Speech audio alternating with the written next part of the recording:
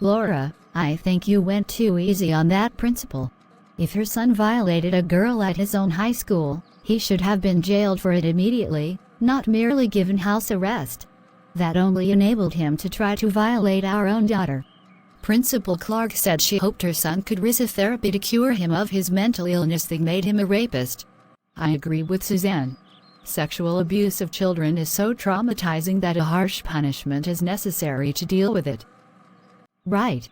Plus, it's not a matter of mental illness that can be treated, but of toxic masculinity, the kind that thinks men and boys are entitled to sex with women and girls.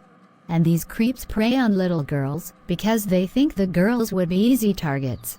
Which is why I am so thankful that we were able to teach Mary the concept of bodily autonomy as soon as she was able to walk and talk. And of course, boys must be taught that too, so they see girls as partners and not merely objects to take advantage of.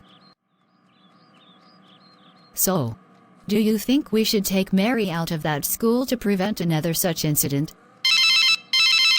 It's a call from the school. Mrs. Park, I am calling to let you know that tomorrow I will officially resign as principal of Mary's school. I see that holding that position while having a son who is a child molester is a conflict of interest. I myself called the police and they have arrested Oliver. Now the police say they want Mary to come to the station and make a formal statement about the matter. Can you bring her to the station tomorrow? Yes, I will bring her. Thank you for doing the right thing. I know how hard that must have been for you. Satisfied? Not yet. We must see what happens at that pervert's trial. Debbie, if you are going to run for mayor 2 years from now, I think it useful that you already have some experience in serving in government. So I can offer to resign as a member of the town's ruling council and then appoint you to take my place.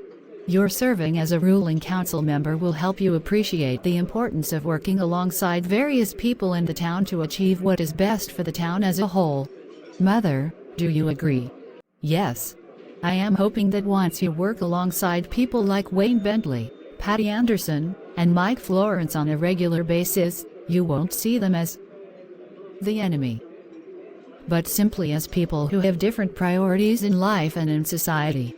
In a diverse democracy, it is essential for us to learn to compromise to get things done for the good of the most people.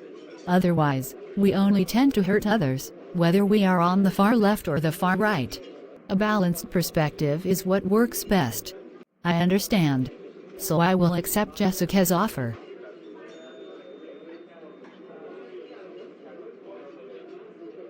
Do I have to explain how outraged I am about Carrie Sims, an atheist, a lesbian and the daughter-in-law of former Mayor Sandy Smith, becoming police chief only a few weeks after joining the police force of our town? What makes her think she can just have that position handed to her on a silver platter?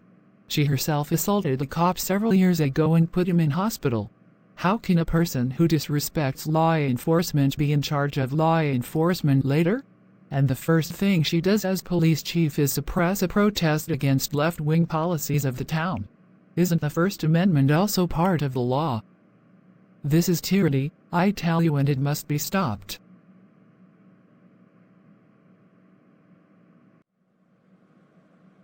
Well, I knew Annie Revolter and her husband Rush Scumbaugh would attack me sooner or later.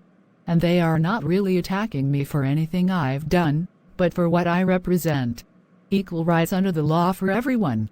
Not just bigoted elitists like them. She is such an idiot. Has she ever even served as a cop before? She has no business talking about corruption in the police force.